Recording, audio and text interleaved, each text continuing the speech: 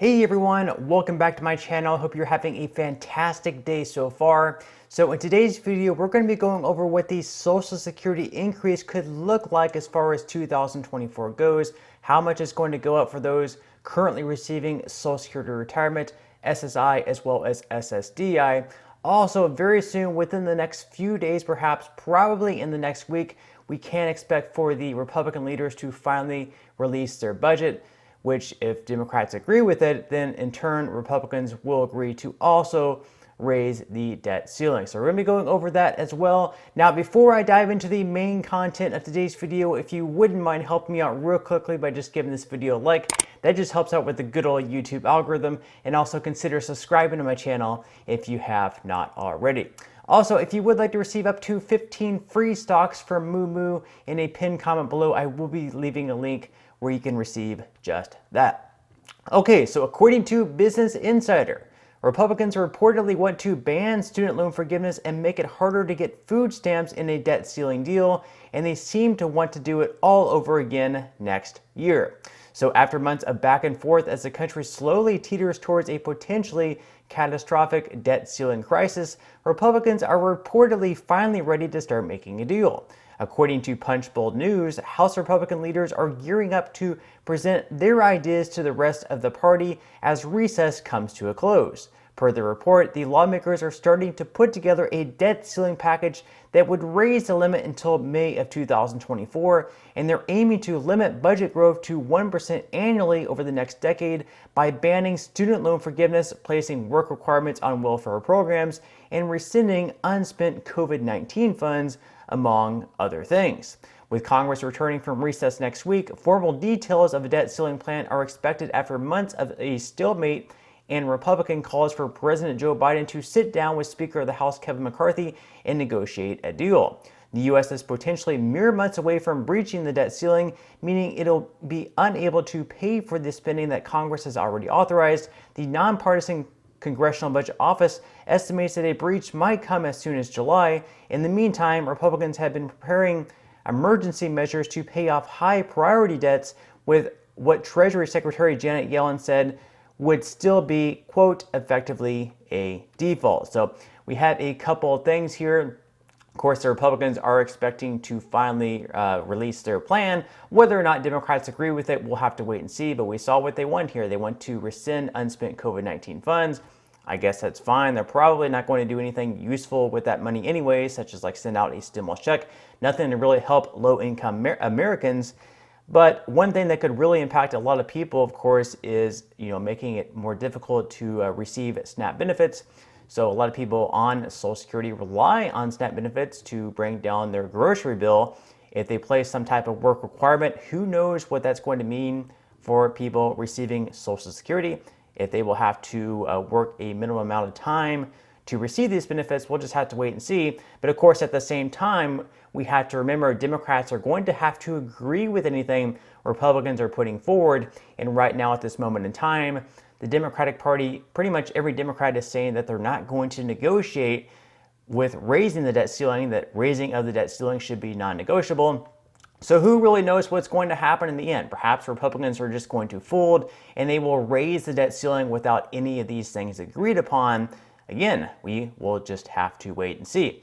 Now, of course, last week we had the inflation report that was released. It was, partly good news, I guess. Inflation is rising at a slower pace now as it was last year.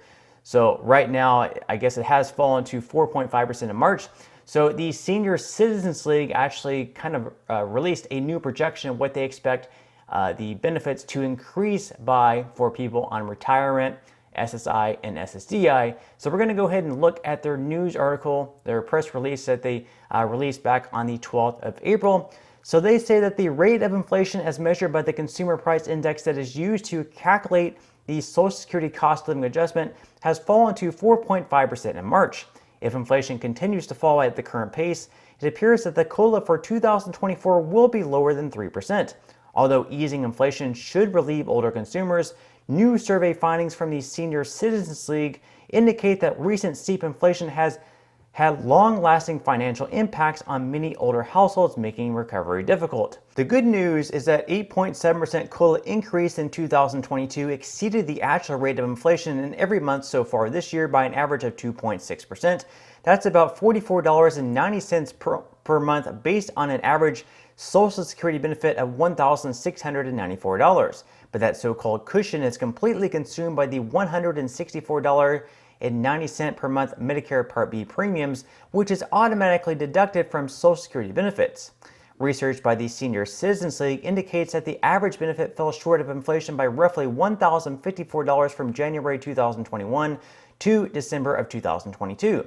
Average benefits in 2023 have only recovered about $179.40 in total since the start of the year, and that's the amount before the deduction of the Part B premium.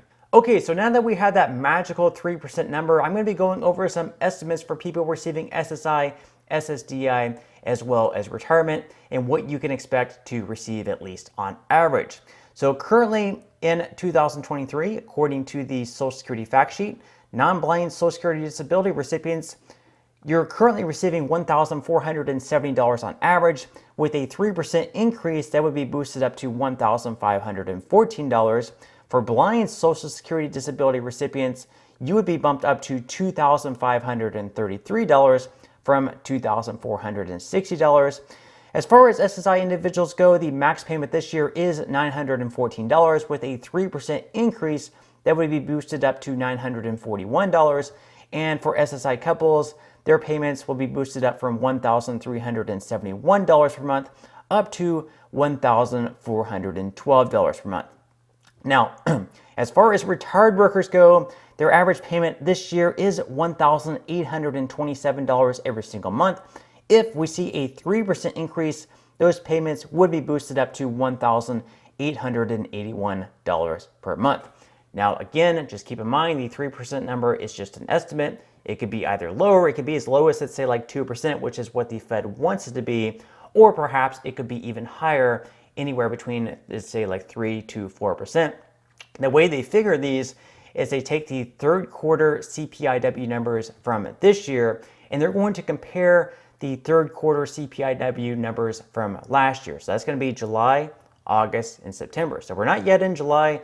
So we're not going to be figuring out all these numbers all the way until October. October is when we'll be getting the CPIW numbers from September. And at that point, we'll be able to compare the July, August, and September average CPIW numbers, and we'll be able to compare those numbers to the numbers of last year. So we'll just have to wait and see what this comes in at. But again, it looks like it's going to be anywhere perhaps between 3 to 4%, possibly lower, possibly higher. Now, actually, the Motley Fool went even further, and they went all the way out to 2033. So they went out another decade of what you could expect to receive if you're receiving Social Security benefits. So according to the Motley Fool, here's the average Social Security check right now and what it could look like by 2033. So they say to calculate what the average Social Security check might look like by 2033, we would need to take into account 10 years of cost of living adjustments. COLA is the raise passed along to beneficiaries most years to account for inflation. It's effectively a way for Social Security to ensure that beneficiaries can maintain their standard of living as the price of goods and services climbs over time. You'll note raise is in quotation marks, which reflects that this benefit increase is to match inflation, not outpace it, as you might see with a raise from an employer. Although last year's COLA of 8.7% was the highest in 41 years, the average annual COLA for more than a decade has been closer to 2%. Coincidentally, the Federal Reserve's long-term target for the U.S. inflation rate is also at 2%. So if cost of living adjustments come in at an annualized rate of 2% through 2033, the average Social Security check would increase to $2,064.83. However, there's a huge asterisk that needs to be placed next to this estimate, and it has nothing to do with my educated guess of COLAs over the next 10 years. And that's because in 2033, according to numerous estimates, we might be seeing a reduction in benefits of anywhere between 20 to 25% if they don't come out with some type of reform to Social Security. And we've been hearing a lot of talks about that. There's a plan by Bernie Sanders that would actually raise benefits by $200 every single month, or $2,400 per year, and would keep the Social Security Trust Fund solvent through close to 2,100. And of course, there is other plans out there as well, but we'll just have to wait and see which one of these pass. But that's all the news that we have for today's video. I certainly hope that you enjoyed. If you did, again, I would greatly appreciate if you could give this video a like. Consider subscribing to my channel if you have not already, and I will see you in the next video.